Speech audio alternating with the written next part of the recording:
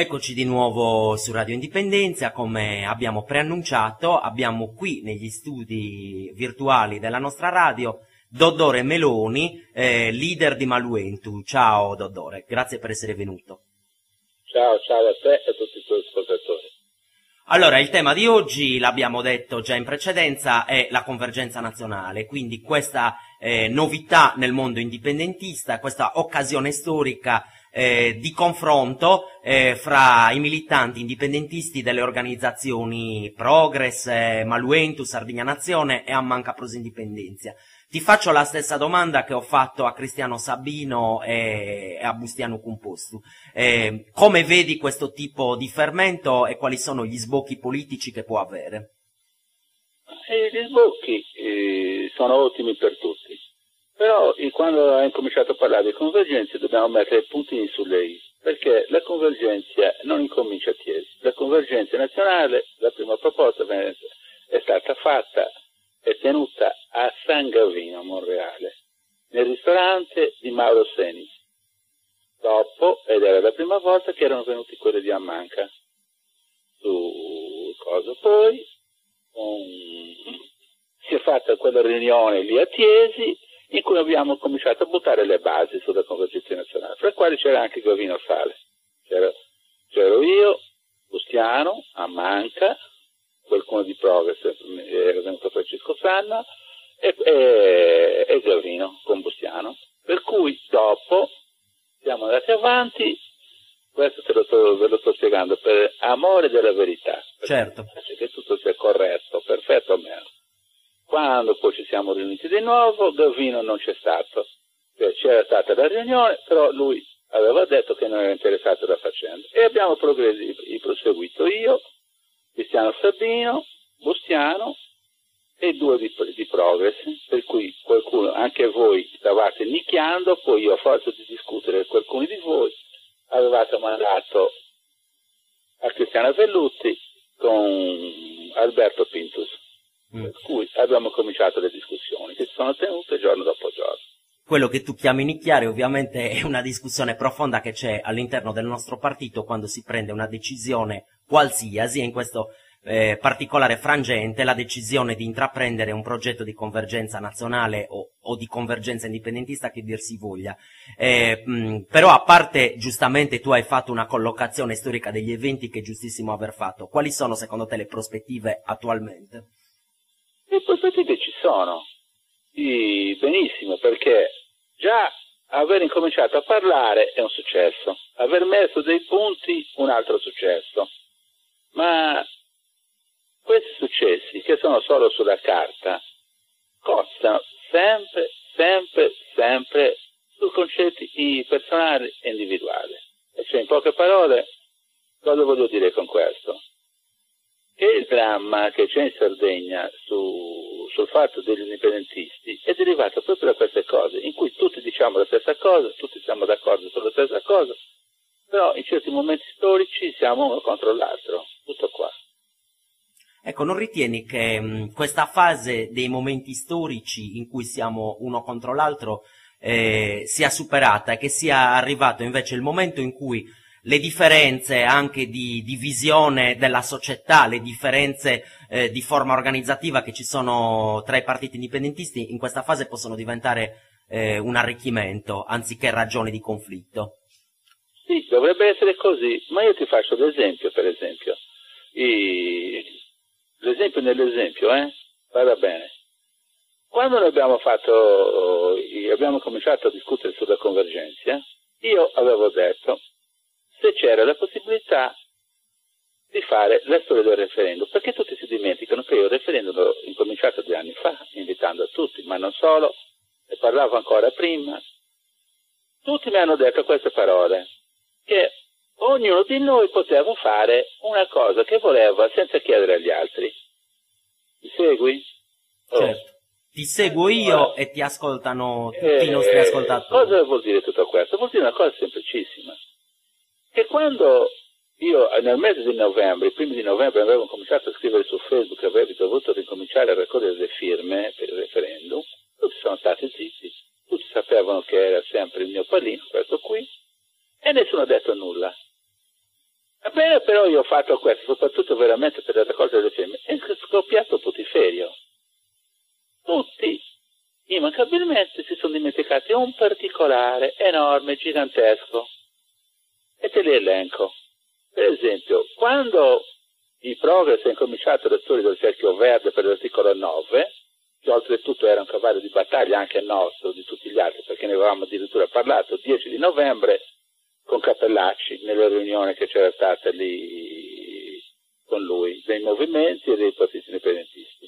Quando Bustiano ha incominciato a fare i suoi sondaggi SMS con telefonini su Gals e Veliseto, ha fatto, non ha chiesto mica nessuno, ha preso e l'ha fatto. Progress ha fatto la sua, a Manca Vostra Indipendenza si è fatto le sue cose, tranquillamente le proteste per Galsi e nei connessi senza che abbia chiesto assolutamente a Tizio Casteprun se voleva partecipare o meno.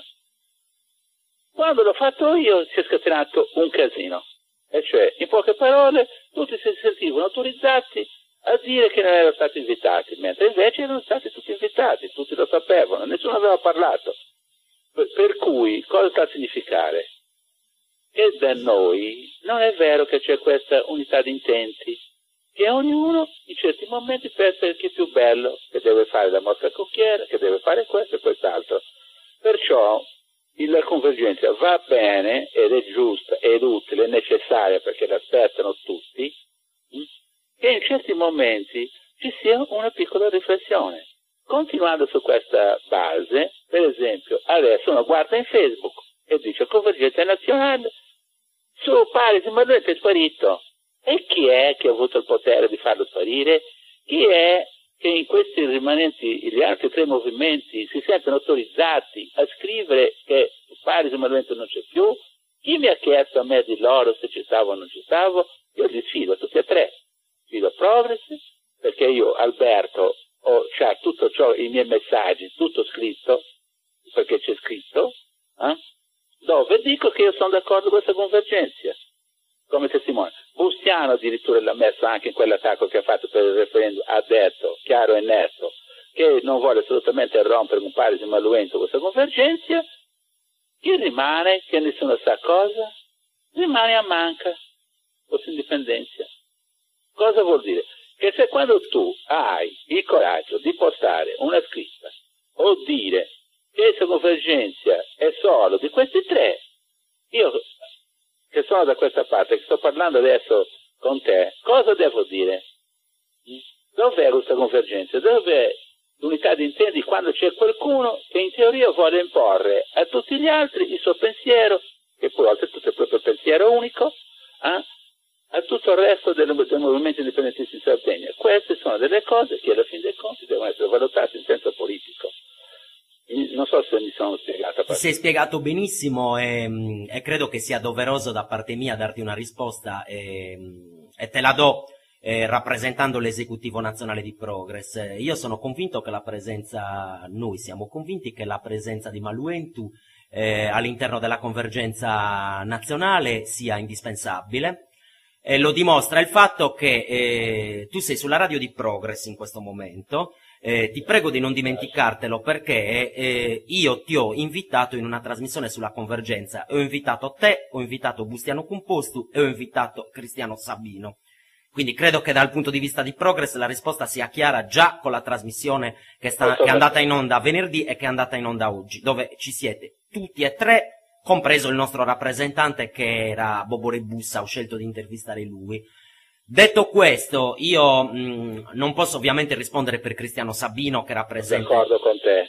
Non posso rispondere per Cristiano Sabino. Se voi lo ritenete opportuno, possiamo fare anche un confronto in radio fra voi due e Radio Indipendenza è a vostra disposizione. Però ti ripeto, se vuoi sapere un'opinione personale da intervistatore in questo caso e da membro dell'esecutivo nazionale, mi sembrano faccende che non sono insuperabili, voglio dire. Io sono d'accordo con te, e quando mai?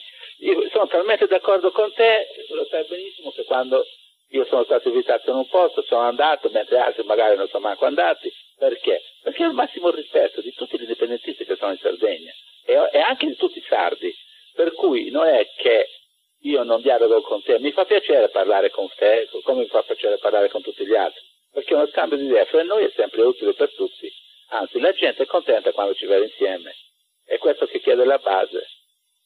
Ecco, poi io credo che ci sia un fatto storico adesso che è importante, ed è per questo che queste faccende ritengo che siano superabilissime. Per la prima volta a mia memoria, non so se tu ti ricordi un evento analogo, io francamente non me lo ricordo, abbiamo la possibilità che le basi indipendentiste si confrontino fra di loro. Questo è un evento storico, perché noi ci siamo visti, noi ci sentiamo, ci capita di sentirci anche in privato tra di noi, non credo che sia facilissimo dirlo e non ci sia nulla da nascondere, però per la prima volta storicamente le basi di Maluentu, di Progress, di Ammanca Pros Indipendenza, di Sardegna Nazione hanno la possibilità di confrontarsi. Questo per me è un fatto storico. La pensiamo allo stesso modo su questo? Sì, se la pensiamo in modo. Per me è storico, è importantissimo, non solo in senso storico, ma anche in senso del futuro. E cioè, in poche parole, con questo discorso vengono superate dalla base in particolare, più che dai vertici, proprio il dialogo fra di loro, perché succede dappertutto. Quando si incontrano delle persone dei vari movimenti, la base è contenta, dialogano tranquillamente, fanno festa. Per cui cosa vuol dire? Vuol dire una cosa elementare, che qualcuno di noi, come ho detto anche al vostro congresso, se ti ricorderai Bartakas, che il volto dell'indipendenza in Sardegna non è fatto da pochi uomini, è fatto dalla faccia di tutti i sardi. Te lo ricordi quello quando lo dico? Me lo ricordo perfettamente, l'hai detto sia a Usine e l'hai detto anche a Borore. Esatto. Perfetto. Senti, un'altra domanda che ti volevo fare, perché so che è un argomento che ti sta particolarmente a cuore, ma ovviamente non solo a te. La questione degli indipendentisti che non si riconoscono nei partiti attualmente che caratterizzano l'offerta politica dell'indipendentismo. Per esempio, 2 anni fa, nella tornata delle elezioni provinciali, più di 30.000 sardi votarono indipendentista. Ora, non è detto che tutti questi 30.000 sardi si riconoscano nei partiti indipendentisti attuali. Secondo te la convergenza nazionale o convergenza indipendentista, che dir si voglia, può essere utile per fare avvicinare questi sardi e indipendentisti e può rappresentare un'alternativa ai partiti indipendentisti esistenti? Guarda, io ti dico questo, noi dobbiamo fare un'analisi spietata sul perché la restante maggioranza dei sardi non vota indipendentista. Io sono convintissimo che la rimanenza della popolazione sarda, almeno dai sondaggi, che sono dal 30 al 40% disponibili a votare indipendentista, non si riconoscono in noi proprio per queste ragioni che tu stavi elencando. E cioè, in pratica, noi non siamo affidabili in certi momenti. Perché non siamo affidabili? Non siamo affidabili per la restante popolazione perché siamo pochi e succede spesso e volentieri che siamo uno contro l'altro. Allora, nell'anima dei sardi, che hanno subito in centinaia di anni la sottomissione gigantesca e opprimente, culturale, fisica e chi più ne ne metta, cosa sta a significare? E in tutto questo c'è una sconfitta, la sconfitta del Pisdazzi negli anni '80, quando il Pisdazzi prese una valanga di voti e immediatamente fece l'alleanza per fare la presidenza del Sabonama di Mario Melis e andò a guidare la regione. Quello fu una grande delusione del popolo sardo. Perché? Perché si aspettavano una grande spinta, che il loro sogno cominciasse a realizzarsi. Invece ci impantanammo, io ero detenuto, però ci impantanammo in queste questioni e pian piano molti che avevano votato nell'onda dell'indipendentismo o meno si ritirarono e furono disillusi. Adesso che l'indipendentismo sta di nuovo tirando, cosa accade? Che noi siamo divisi. Allora, se convergenza, almeno nell'immagine collettiva... Eravamo divisi, adesso la convergenza nazionale credo che collochi nel passato questo tipo di situazione, o no? Infatti quello ti stavo dicendo io, con queste convergenze nazionali nell'immaginario collettivo si sta prospettando la possibilità di avere delle visioni comuni o dei piccoli percorsi insieme comuni. Tutto questo comporta che tutti questi che vengono definiti piccoli gruppi, almeno su Facebook o via di seguito, sentono questa convergenza come catalizzatore. E cioè, in poche parole, io non li vedo così, in senso negativo, questi che sono in giro così, sono delle libere voci. Chi ha creato queste libere voci è la modernità, e cioè Facebook. Facebook, non so se hai detto quello che ho scritto l'altro giorno, è il confessionale mondiale, no? E tutti quanti andiamo lì e esprimiamo quello che stiamo. Mi segui? Sì, sì, ti ascolto attentamente, poi ti dico come la penso. Non ti intendo. Ho detto che ti sto ascoltando attentamente, poi ti dico come la penso io su questo fenomeno, concludi pure. Allora, in molti di questi, nella loro mente, come indipendentisti, ognuno si fa il suo castello mentale, il suo desiderio, il suo sogno. Quello vuole fare questo tipo di bandiera, quell'altro vuole fare quell'altro simbolo, quell'altro vuole fare questa sigla, e nei secondi si mette a dialogare o a fare la rete orizzontale, o fare questo, fare quello e quell'altro. Sempre perché? Perché noi, quelli che siamo i più organizzati, non riusciamo a dare l'affidabilità. E cioè questa gente è disillusa e pensa a loro volta di creare qualcosa di nuovo, che poi si ferma, si arena come tutte le cose, è normale. Ma io adesso sto vedendo, e te lo devo dire, che proprio in convergenza, ogni volta che ho avuto delle discussioni, tutti ti chiedono, ma quando è che fate le cose? Quando è che andate d'accordo? Quando è che fate questo? Proprio questi che sono i liberi, quelli che io chiamo i liberi, non li vedo però con la visione di molti altri, perché sono solo gente che ci crede, ce l'ha nell'anima e vorrebbe appartenere a qualcosa di grande, come migliaia e migliaia e migliaia di altri sardi. Perché io sono convinto che se noi avessimo tirato fuori degli orientamenti, dei punti fondanti come obiettivo primario, che in questo caso è l'indipendenza, io sono convinto che tutti questi si sarebbero avvicinati e si sarebbe attenuato tutto questo cancan che c'è in giro. Ecco, siccome hai trattato vari argomenti, vorrei dire un paio di cose anch'io, ma brevissimamente. Poi vorrei che replicassi anche a quello che sto dicendo io in questo momento, perché ci sono alcune cose sulle quali io non sono d'accordo e te le vorrei dire, e vorrei che tu eventualmente replicassi a quanto sto dicendo adesso. La prima riguarda la ricostruzione storica dell'esperienza del Partito Sardo d'Azione di Mario Melis. Ora, ovviamente la mia memoria storica non è come la tua, perché io ero bambino, per cui tutto ciò che so di quell'epoca è stato appreso ex post. Io su quella fase sono convinto di una cosa, cioè che il Partito Sardo d'Azione è stato perfettamente coerente. Perfettamente coerente con che cosa? Con il fatto che il Partito Sardo d'Azione non è mai stato indipendentista. Basta leggere i discorsi di Lussu alla Camera dei Deputati italiana per rendersi conto che il Partito Sardo d'Azione geneticamente non è mai stato indipendentista, ma era qualcosa che è stato costruito per evitare proprio l'indipendentismo. Perlomeno questa è la mia chiave di lettura, perché quando sento Lussu che veniva accusato di essere irlandista dagli esponenti dei partiti italiani, quindi di voler aspirare all'indipendenza della Sardegna, così come in quel periodo l'Irlanda stava lavorando per la propria, e lui respinge questa che ritiene un'accusa e dice: non vi permettete di dire che io sono irlandista, perché noi siamo convinti che la figlia Sardegna debba stare con la madre Italia. Quindi, detto questo, secondo me il Partito Sardo d'Azione non è mai stato indipendentista. No. Lo so che non sei d'accordo. No, poi vorrei dire un'altra cosa sugli indipendentisti senza partito. Allora, io credo che bisogna distinguere. Ci sono tantissimi indipendentisti. Ti ripeto, l'indipendentismo due anni fa ha preso 30.000 voti in Sardegna. Ci sono tantissimi indipendentisti che non si riconoscono nei partiti attuali, e secondo me, come credo la pensi tu, la convergenza diventa un'occasione per consentire a questo elettorato di accasarsi. È vero anche però che in passato abbiamo assistito, e questo tu l'hai visto diverse volte, a elementi che tirano fuori l'indipendentismo quando gli conviene e poi lo mettono in tasca.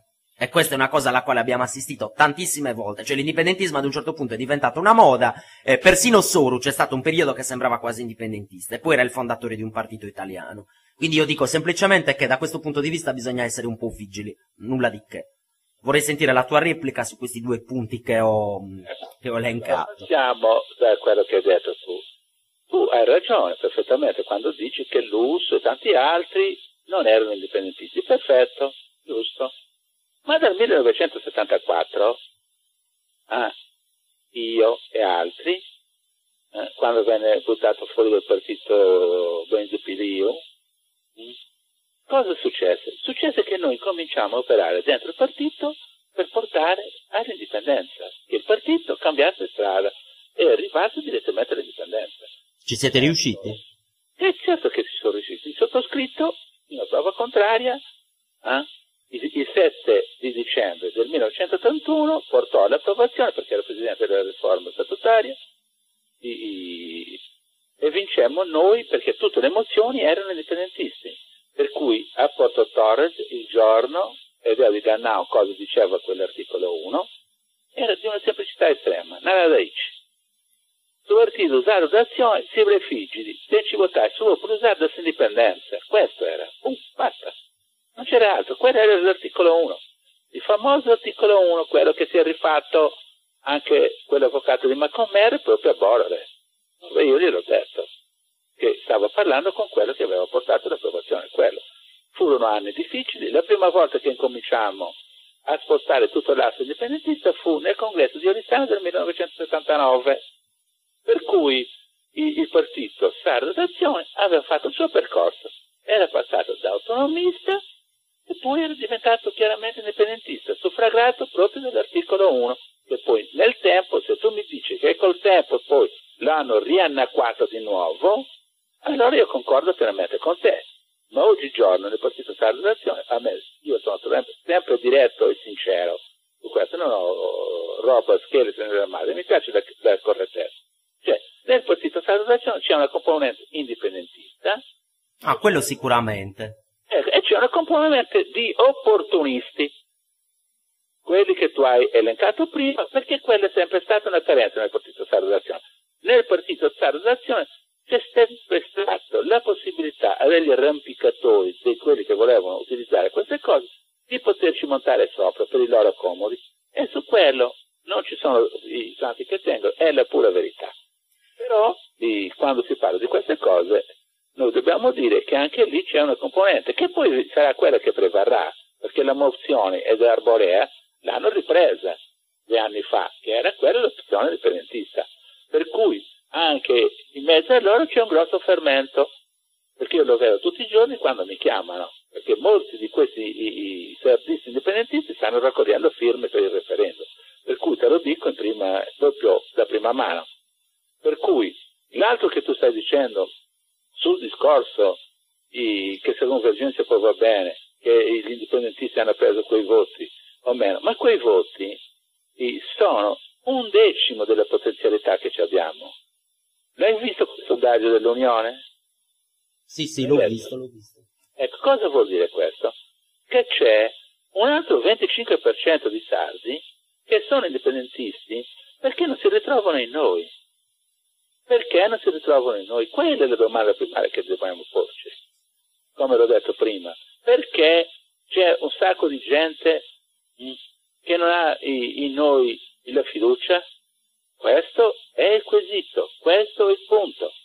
Noi dobbiamo guardarci in faccia, discutere, vedere e proporci in senso serio, in un senso di fattibilità, perché noi facciamo delle cose eccezionali che però non vengono premiate. Basta vedere per esempio su non nuclei, dove alla fine dei conti io personalmente ho raccolto centinaia e centinaia di firme su questo.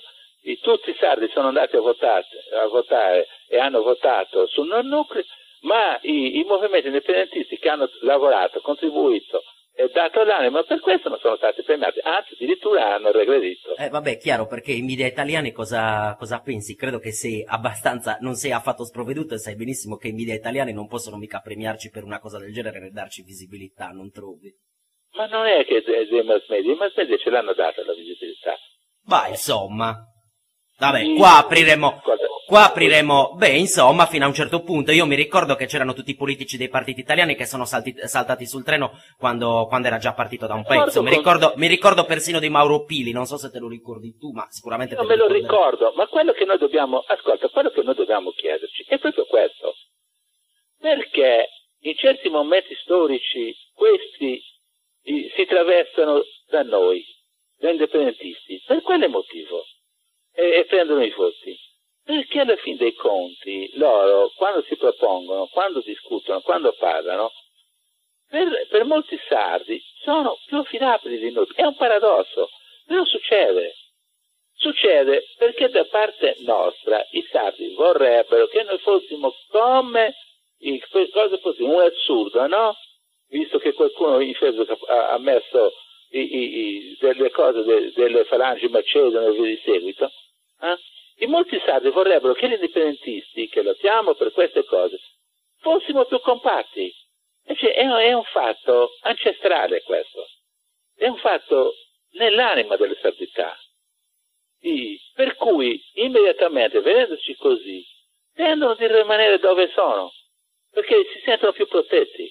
Questo è il punto. Se noi non andiamo a scavare proprio dentro questa particolarità che è nascosta nell'animo dei sardi, perché noi, tutti quanti, i sardi, un comunista, un democristiano, un sindacalista, alla fine pronunciano sempre Forza Varisi. Alla fine sono in giro per il mondo e portano sempre lo standard dei quattro amori. Cosa vuol dire? Che c'è un qualcosa di unificante nell'anima dei sardi e noi ne rappresentiamo l'anima, ma noi non riusciamo a proporre quest'anima.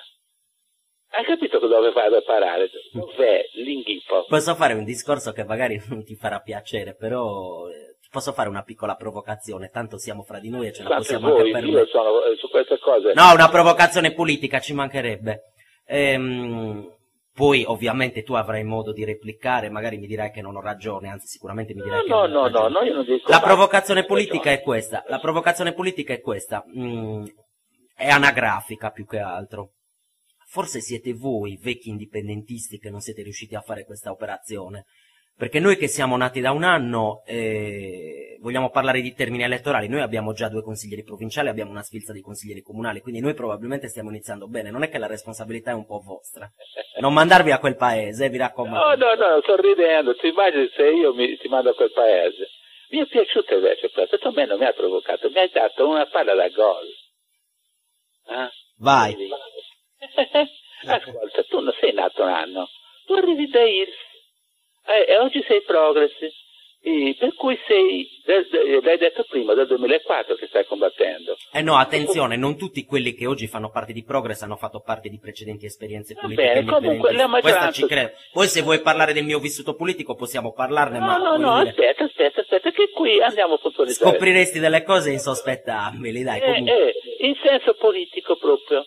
Allora, vedi, i Sardini nazionalisti 25 anni, IRSI 12 anni, mi segui? Di tutto quanto. Progress è un anno che avviene dalla scissione con IRSI. I consiglieri provinciali che oggi sono su Progress erano in IRSI.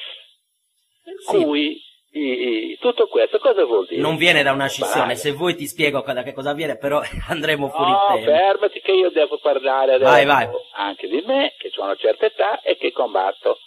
Dottor Meloni, Maruento o meno, ritorna in scena 3 anni fa. 3 anni, mi segui, da zero, ripartito da zero. E cosa accade in questi 3 anni? Mi sembra che in questi 3 anni un pochettino Maruento non sia diventato invece per molti sardi una specie di simbolo. Non ti sembra forse che Maruento, piaccia o non piaccia, sta imponendo molte cose anche fuori dall'ordinario così? Quando io impongo in un tribunale la lingua sarda, non dimenticarti, sto facendo giurisprudenza, sto facendo diventare la lingua sarda importantissima nel luogo più importante che c'è. Il dominio di uno Stato coloniale è quello di imporre in tutte le loro istituzioni la loro lingua. Un popolo indipendentista e gli indipendentisti devono invertire i trend. Quello che sto riuscendo a fare come Maruento. La storia di Maruento è un fatto simbolico gigantesco, perché nasce nel riappropriarsi della nostra terra. Per cui in 3 anni, se mi permetti, penso di aver fatto una lunga camminata, una lunga galoppata su cosa, perché le partenze o le gare devono partire su queste basi qui. Ma ti dirò ancora di più, non dimenticarti mai perché è questo che bisogna ricordarsi sempre, che io parto con un handicap perché è quello gigantesco, della mancanza della mia persona fisica e politica nelle competizioni, per cui per forza di cose devo creare altri personaggi, altre persone, li devo far diventare importanti, visibili, in cui devono diventare un punto di riferimento per il restante 95% dei sardi. Questo è politica. Per cui, se dovessimo fare una gara, le gare si fanno partendo uguali, no? Per cui io, in brevissimo tempo, se mi permette ancora, ho raggiunto gli altri. Se oggi sono qui a discutere io con te, cosa vuol dire? Che tu o molti altri dovete qualche volta ascoltarmi o guardare quello che faccio, o leggere quello che scrivo. Perciò non è una questione di questioni anagrafiche, è una semplice ragione. E tu questo lo sappi di me. Perché quelli che 12 anni avevano cominciato nei inizi, in questi 12 anni li hanno compiuti, Perché l'età passa per tutti. Cosa vuol dire? Che tutti invecchiamo giorno per giorno tutti insieme. E uno, se nasce cretino, quando è piccolo sarà cretino, quando è giovane sarà cretino, quando sarà vecchio sarà cretino. A chi nasce invece intelligente sarà intelligente da bimbo, da medio bimbo, da uomo, e poi anche quando sarà vecchio, se permetti, diamo i versi. Vabbè, a parte che io a questa distinzione netta fra cretini e intelligenti non ci ho mai creduto più di tanto, perché secondo me sono più le sfumature che non l'intelligente di per sé stesso, il cretino ma di per sé. l'intelligenza è una sola. Però la domanda era un'altra, la domanda provocatoria riguardava la vostra generazione, non te come Dodore Meloni. È chiaro che tu giustamente mi rispondi di quelle che sono le tue battaglie e di tutto quello anche che hai dovuto subire nella tua vita da indipendentista. No, per quello non fa nulla. Però la provocazione riguardava la vostra generazione, non Dodore Meloni come persona fisica. Tu mi hai risposto per te, però non hai assolto gli altri. No, io non è che non assolvo gli altri, io l'ho detto prima, quando io ho detto che per esempio c'è gente che ha 25 anni è fermo lì come una pianta, cosa ti devo dire su queste cose qua? Il coso della politica, la politica a me mi interessa far crescere i giovani, è il mio dovere, il mio compito. Mi segui? Sì, sì. Quando ho parlato con voi anche allo Spinac, per esempio, cosa vi stavo spiegando? Vi stavo spiegando come dovete andare avanti, perché siete il futuro. Non solo certamente, chi ho mandato anche a Convergenza? Ho mandato dei ragazzi che sono in gamba, giusto, no? Certo. Quando io vado dappertutto, me li porto i ragazzi. Devono ascoltare, devono vedere, devono sentire. Siete voi la forza nuova, quella che deve ereditare tutto. E il compito di uno come me è quello di aiutarvi ad andare avanti. Senti, ti faccio una domanda che ho fatto anche a Bustiano Composto per ritornare a tema. Prima, vabbè, adesso ti sembrerà contraddittoria questa domanda perché prima, tra virgolette, ti ho mezzo demolito il Partito Sardo d'Azione dal punto di vista del suo rapporto con l'indipendentismo, poi tu mi hai spiegato qual è la fase che tu hai vissuto dentro il Partito Sardo d'Azione e che cosa sei riuscito tu insieme a Bain Zuppilio a introdurre dentro il Partito Sardo d'Azione. Tanti altri, perché c'era Orestes Piri, c'erano tanti, molti altri. Quindi però la domanda è questa. Quali proprio anche Giovannino Sedda. Ecco, era con me. Giovannino Sedda oggi per esempio di Progress. La domanda è questa. La domanda è questa, la convergenza nazionale indipendentista un domani avrà la possibilità di rivolgersi agli autonomisti e cercare un'interlocuzione? Io ti dico già che sono convinto di sì. E ti sembrerà strano dopo quello che ho detto. No, non mi sembra strano a me, perché guarda, è un discorso di forza anche. È ovvio che questa convergenza diventa più forte in senso politico. Diventando più forte, se non è nel presente però lo spira nel futuro, è normale che gli autonomisti dopo dovranno adeguarsi, oppure si spaccheranno. Vuol dire che una parte degli indipendentisti confluiranno su queste cose qua. È normale, è giusto anche. Io su questo, il futuro della Sardegna, se vogliamo l'indipendenza, è che ci sia un percorso insieme. Hai visto cosa ho detto io sul concetto del fiume, dell'acqua, di una sponda dell'altro vanno lo stesso percorso a Borove? Sì, mi ricordo. Ribadiscilo pure qua. Cosa dissi? Dissi questo, che alla fin dei conti, per andare all'indipendenza, siamo come l'acqua di un fiume che va verso il mare, verso il posto naturale dove deve sfociare. E dissi questo, che l'acqua che tocca la sponda a sinistra e l'acqua che tocca la sponda a destra stanno facendo lo stesso percorso, insieme, stanno andando insieme, hanno due visioni diverse, in senso ideologico, politico, tante vie di seguito, ma stanno andando insieme perché devono sfociare dove? Devono sfociare nell'indipendenza. Per cui basta che ognuno di noi attenui le sue primarie ambizioni ideologiche e via di seguito, e in quel percorso cerchino di collaborare, almeno su alcuni punti. Fin quando arriveremo all'indipendenza, ognuno farà la sua strada, ci saranno le elezioni, ognuno farà il suo schieramento, la sua visione del futuro, della vita. Uno sei nazionalista, quell'altro nazionalista, quello vuole questo, quell'altro vuole il socialismo spinto. Alla fine dei conti tocca ai sardi decidere, giusto, no? Direi. C'è una cosa sulla quale io però, io e noi, transigiamo ben poco, e volevo chiederti se la pensi allo stesso modo, che poi è una delle ragioni per cui sono avvenute anche le recenti scissioni di cui parlavi tu e le recenti lacerazioni.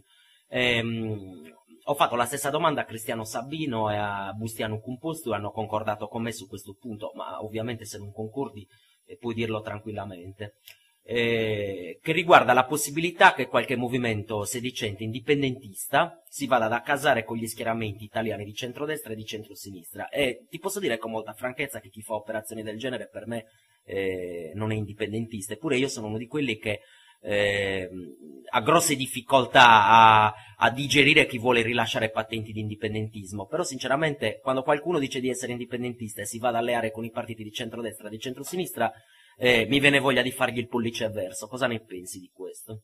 Cosa ne penso io? Te lo dico subito, e capirai cosa dico io e come la penso io. Allora, quando abbiamo fatto quell'unione a Cagliari, proprio fra i 4 partiti, un giorno io dirò tutto, perché tutto scritto quello che avevo detto, anche perché avremmo perso, l'avevo già previsto tutto. L'ultimo giorno, noi non c'eravamo, della campagna, si fece il comizio a Piazza Carmine, mi segui? Sì, ti seguo, noi non c'eravamo, Progress non faceva parte. Non c'eravate, certo, eravate andati via e non avevate concordato su questo, so tutto perché ero lì, ho discusso anche con i vostri ragazzi che erano venuti i primi giorni alle riunioni. Sì, io ero candidato sindaco ad Olbia, per esempio, per Progress, e voi avete presentato un'altra candidatura che tra l'altro non proveniva dal mondo indipendentista, comunque vabbè dai. Lo so, guarda che io mi ricordo benissimo quando avevamo parlato per telefono io e te, Le nostre conversazioni telefoniche a chi ci ascolta non credo che interessino più di tanto. Comunque va bene, però per ricordarti che lo so benissimo quello che mi stai dicendo, ti sto spiegando quello di Cagliari. A Cagliari io l'ultimo giorno, perché mi venne portato Giulietto Chiesa a parlare lì, mi portano a Giulietto Chiesa a parlare nell'ultimo comizio indipendentista di Cagliari. Io non sono manco andato, non solo non ho parlato, ma non mi ci sono manco andato. Primo per 2 ragioni, io sono molto molto democratico. Vedere che noi indipendentisti abbiamo portato a Giulietto Chiesa uno che quando era corrispondente da Mosca inneggiava ai carri armati che valevano Praga o a Gerulescu in Polonia. Non so, io indipendentista mi porto un elemento del genere, uno che vuole e voleva massacrare i popoli che volevano riprendersi l'indipendenza. Non so se mi spiego. Io concordo. Io personalmente... Posso fare una battutaccia pessima? Pensa che c'è il Presidente della Repubblica Italiana che era dello stesso coro di Giulietto Chiesa in quell'epoca, Pensa un po'. Immagino, appunto, però è la realtà dei fatti. Per cui io, secondo te, oggi Maluento non andrà mai con un partito italiano. Cioè, non so se mi spiego. Io a Terralba, che c'era di fare la lista civica per il comune di Terralba, c'era l'IDV, mi segui? O come si chiama? E gli ho detto che io, manco me lo dicessero di andare a fare una lista civica con un partito del genere, come PDL o PD o chi fosse. No, devo andare su, se devo fare una lista, o facciamo una lista chiaramente indipendentista, sardista indipendentista, e allora mi sta benissimo, ci sto, Ma se devo andare con quelli non ci sto. E questo per me è sacro. Non lo farò mai, mai, mai, mai, mai, mai. No, vabbè, chiaro, perché prima tu giustamente dicevi anche, a volte i sardi ci percepiscono come, ci percepivano come disuniti. Sappia anche, anzi saprai benissimo che non una delle ragioni, ma la ragione principale di determinate disunioni che ci sono state ultimamente, e mi riferisco a un anno fa, derivano proprio da questo fatto, che c'era qualcuno che voleva fare alleanze con i partiti italiani. Quindi cerchiamo anche di capire quali sono le ragioni per cui sono avvenute queste disunioni, perché a volte sembra che bisticciamo fra di noi come i polli di Renzo per divertirci. E invece no, non è proprio così, cioè alcune fratture sono avvenute perché c'erano alcune monadi, io le chiamo, dell'universo indipendentista, a questo punto sedicenti indipendentiste, che stavano trattando più o meno nascostamente rapporti con i partiti italiani. Ce lo possiamo dire fra di noi questo? Sì, è vero, sono d'accordo io con te su questo. E non solo, guarda che c'è un fatto di chi si è tentato di imbarcarci a noi sul coso. Se ti vuoi divertire tu, vatti a leggere quello che avevo scritto io sui Catopardi sardi, scritto 2 anni e rotti fa. Me lo ricordo perfettamente. Forse non avevo visto giusto, non è tutto scritto e codificato? Giusto, no? Sì, sì. Allora hai visto cosa vuol dire? Vuol dire che ci sono e ci saranno ancora dei partiti, delle persone, degli individui che cercano di utilizzare noi. Quando io avevo detto lì che volevano vestirsi in un certo senso sarditi indipendentisti per arrivare al potere utilizzando a noi, mettendosi il velluttino, tutte queste cose qua, stavo dicendo la verità. Perché? Perché il tentativo è quello. Quando io lì avevo scritto l'esempio della capra, di quelli che aspettavo di diventare così, te lo ricordo quando io ho messo quello, no? No, questo non me lo ricordo in particolare, quindi magari se lo ribadisci. Avevo detto questo, che per molti di noi la visione di diventare consiglieri regionali era come la storia di quel pastore che voleva far camminare le capre. Cosa aveva fatto? Aveva preso un bastone, l'aveva legato alle corna della capra K che conduceva, e ci aveva rimesso una carota appesa, per cui la capra camminava sempre per raggiungere la carota, ma la carota, siccome era legata alle sue corna, lei non la poteva mai raggiungere, no? Chiaro. Hai capito? Per cui rimaneva chilometri camminando sulle montagne, sul coso, ma alla fine la carota per lei era sempre irraggiungibile. Perché l'avevo detto? L'avevo scritto per quello che noi stiamo parlando, uno di quelli che tentavano di fare questo, hai capito? Io l'avevo polarizzato e scritto con questa parabola, in un certo senso. Perciò, cosa vuol dire? Che nel mondo indipendentista chi sta o chi ha fatto queste cose è perché ha delle ambizioni individuali e personali caricate proprio in un modo massimo, un'ambizione sfrenata che li porta a fare degli errori macroscopici, perché fa il vuoto attorno a sé. Cioè, tradotto in parole povere, porta a queste divisioni, a queste discrepanze, a queste discussioni. Cioè, in poche parole, a non essere più riconoscibile nella restante parte dei sardi che vorrebbero affidarci il loro mandato, punto.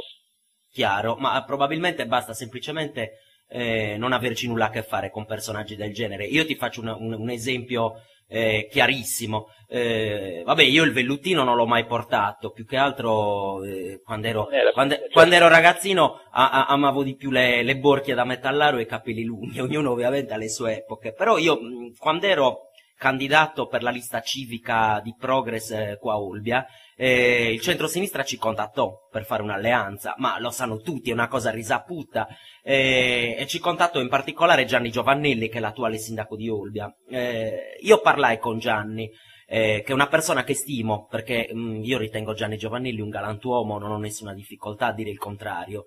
Gli spiegai come, se lui avesse fatto una lista civica per Olbia slegata dai partiti italiani, un'interlocuzione poteva anche esserci.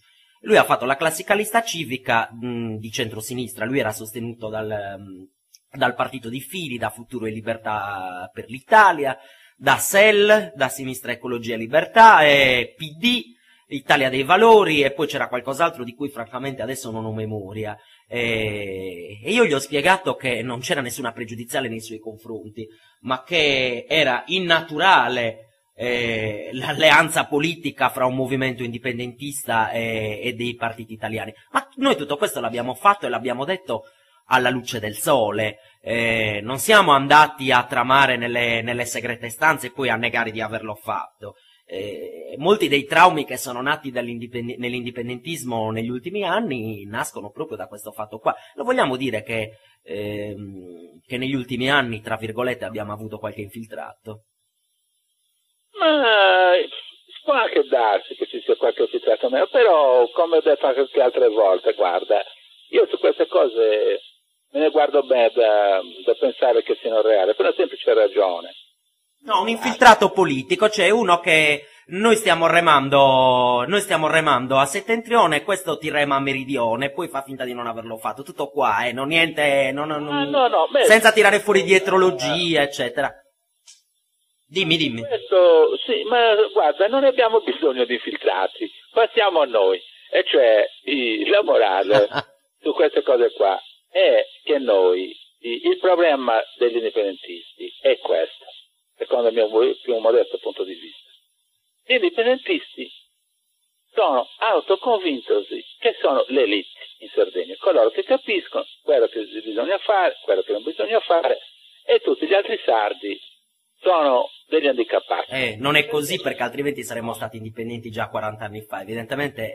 No, però c'è un fatto, perché ti sto dicendo questo. Non siamo l'elite perché l'elite semplicemente non esiste, ecco perché. Sì, ma molti di noi sono convinti di questo, non parliamo, guarda, è così, perché anche, per esempio, c'è una classe intellettuale qui in Sardegna che è sempre sull'orientamento sardista e indipendentista, e sotto straccia, non lo dice mai ufficialmente, ma c'è, mi segui, ci sono, tu vai tranquillo che ci sono. E cosa vuol dire questo? Che in pratica tu adesso metti la discussione che c'è su questi giorni proprio sul referendum. Tu ciò che senti sempre dire, i sardi non sono pronti, bisogna ancora che nasca la coscienza nazionale, o sardista, o indipendentista, o meno. Noi ci proponiamo come coloro che dobbiamo dire agli altri o darci la coscienza. Non è così, perché quando tu giri in giro, vai in un bar, e discuti di queste cose, ti accorgi che c'è un sacco di gente che non conoscevi, che sono di varie situazioni sociali, che sono in sintonia con te, che ti dicono che sono anche loro per l'indipendenza. Cosa vuol dire? Vuol dire che non ne hanno bisogno, che siamo noi a essere la loro coscienza o insegnare, mica siamo i sacerdoti noi, no? Su queste cose. Noi dobbiamo essere noi coerenti, basta. Ai sardi serve la coerenza, la nostra coerenza, basta. E allora quando c'è un sardo che sente che tu gli dici che lui non ha coscienza, che non è questo, che non è quell'altro, che è idiota, e che questo, e che coglione, e annessi e connessi. Io dico sempre cose anche in Facebook quando sento di queste cose qua. Morale della favola, come pretendiamo che ci votino quando noi li disprezziamo in fondo? Vabbè, ma chi è che dice queste cose? Perché io indipendentisti che fanno questi discorsi non ne conosco, spiegami chi sono. Vabbè, facciamo i nomi allora, dai.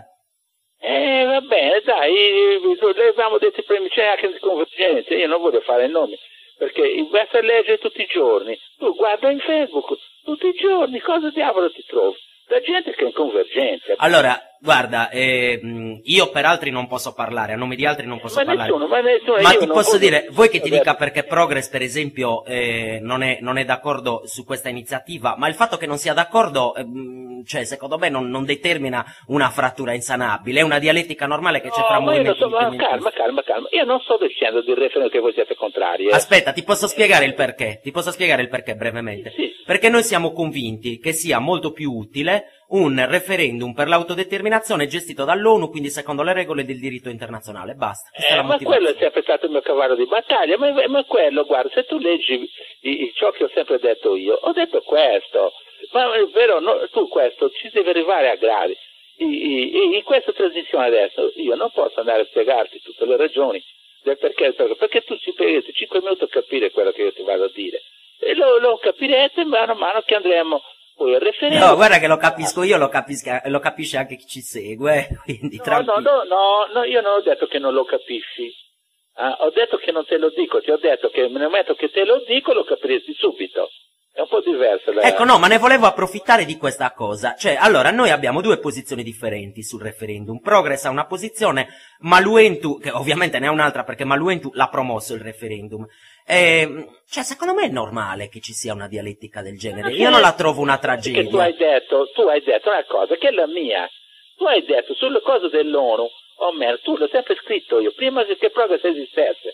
Cosa vuol dire questo? Per arrivare a quello, però, ci vogliono i passi, devi camminare, e io ho fatto anche quei passi, perché io l'ho fatto sul movimento delle liberazioni nazionali, per cui è un discorso un po' lungo. Quando questo sarà fatto adesso, dopo che sarà fatto il referendum, sarà tutto chiaro, in cui non è che lo debba fare per me, questo lo sto facendo per i sardi, anche per i movimenti indipendentisti, per tutti gli indipendentisti. Quando capiranno che non è che mi sia ubriacato, visto che non mi ubriaco, o che mi sono alzato col piede... No, mica ti sei ubriacato, hai preso una posizione politica legittima, ci mancherebbe. No, non mi hai capito, ma non intendo questo sulla legittimità, ti sto spiegando una cosa, semplicissima. E allora cos'è? Quando tu devi... La sai la storia di come si cucina la rana viva tu? No, ne ho visto qualcuno al ristorante cinese, però non so come si cucina. Dovresti saperle queste cose, e adesso te le dico. La rana cucinata viva si fa così. La rana si mette nell'acqua fredda, la rana è dentro l'acqua fredda e lei rimane tranquilla. Lì. Tu accendi il fuoco e l'acqua si scalda piano. Per cui cosa vuol dire? Che la rana si abitua alla temperatura, tutto ad un tratto si trova all'esatta che non si è manco accorta. Perché se tu la metti dentro l'acqua calda, la rana subito dà un salto e se ne esce fuori, perché la scotta immediatamente. Invece con la pratica di Dodone Meloni, che grazie a Dio della scienza ce ne ha, e capacità anche, non per vantarmi, ma è così, per arrivare all'ONU serve che la rana venga cucinata prima con l'acqua fredda, si scalda piano piano e si arriva al dunque dopo. Per cui, quando voi ve ne accorgerete, questo sarà già avvenuto. Verrà... ma speriamo, noi siamo contenti di questa cosa qua. Ma mi segui, no? Sì, è un fatto che per arrivare a quello, nel mio progetto, la mia strategia con la tattica è quella di arrivarci in forma graduale. Quando proprio quello cui dobbiamo fare la festa, se ne accorge troppo tardi. Questo esempio della rana lo fece un consigliere comunale indipendentista di Sorgono che si chiama Luigi Todde, però la prima volta lo sentii da lui e lo fece all'inverso, però disse che lo Stato italiano aveva cotto i sardi nella loro cultura, nella cultura italiana, abituandoli somministrandogli a piccole dosi la cultura italiana, fino quasi a italianizzarli o a convincerli che fossero italiani anche loro. No, sono contento oggi di aver risentito lo stesso esempio, però fatto al contrario, quindi in chiave positiva. Esatto, ma quella è la forza, vedi? Perché io sono proprio esattamente quello, all'opposto. Quando ti ho spiegato della lingua sarda che l'ho imposta, e ti posso far vedere gli avvisi di garanzia in lingua sarda, quelli sono documenti che servono in Sardegna. Cosa vuol dire? Che ho imposto proprio in quella maniera, al rovescio. Gli italiani avevano imposto l'italiano ai sardi e io sto imponendo il sardo agli italiani. Bene. Voi non seguite queste cose perché dovete inneggiare a queste cose, perché bisogna capire il senso politico. Tu immaginati, io sto insegnando e imponendo il sardo agli italiani, sto obbligando un giudice, un PM di Brasida o non di Brasida, ad ascoltarmi in sardo, a capirmi lui a me, non io e lui. Questa è la forza che vince e travolge. Bene. Impone. Hai capito? Questo te lo volevo rimarcare, in modo che quelli che ci stanno ascoltando capiscono queste piccole cose. Perché tu, dando peso giudici, che è lì che barcola perché non ti ha capito e gli serve l'interprete, chi sta vincendo secondo te? No, ma poi il dramma è che magari è sardo anche lui, capito? Questo è il dramma. È ancora peggio, perché allora sente la sua frustrazione. Perché vuol dire, quando io l'ultima volta gli ho detto chiaramente che loro un giorno là se ne dovevano andare dalle Sardegna, perché la Sardegna diventa indipendente, erano idrofobi.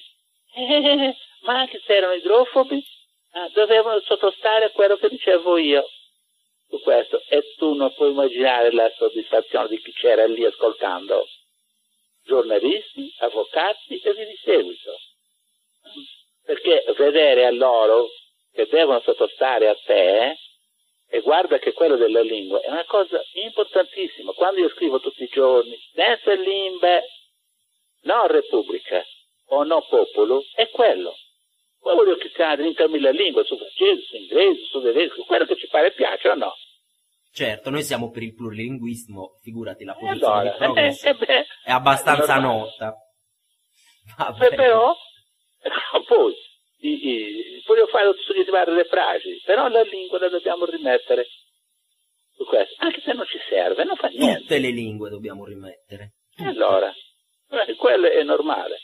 Tutte le lingue dobbiamo rimettere, anche il Carlofortino e anche io penso, qualche anno fa riuscivo a parlare correntemente il gallurese e il logudorese quando erano vivi i miei nonni. Poi dopo, quando sono morti i miei nonni, ovviamente li ho persi entrambi perché subornato dall'università italiana e dai media italiani, li ho persi completamente l'uno e l'altro e ho imparato un po' di cagliaritano perché nel frattempo sono diventato cagliaritano d'adozione. Va bene, comunque. Ti ringrazio molto per la tua presenza qua, è stata secondo me un'ora di conversazione splendida, io sono molto soddisfatto, tu? Io sì, perché io quando sto parlando con gli indipendentisti non ho preclusione di sorta, si vedono tutti benissimo perché vi sento che sono dalla parte mia, basta, non c'ho nemici. Ci mancherebbe pure. Allora, arrivederci nella convergenza nazionale. Io ti ringrazio molto e facciamo una breve pausa musicale e poi vi parlerò del palinsesto di Radio Indipendenza della settimana prossima. Grazie Doddore per essere stato con noi.